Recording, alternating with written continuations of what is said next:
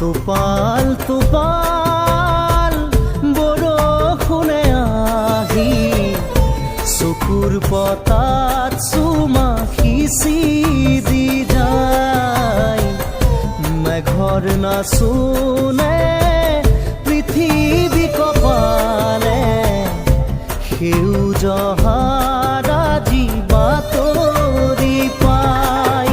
উপচি আহে কৰি যাৰে জোৱাৰ, কোহে কোহে শুনো গীতি নৱৰসাৰ। টোপাল টোপাল বৰষুণে আহি চকুৰ পতা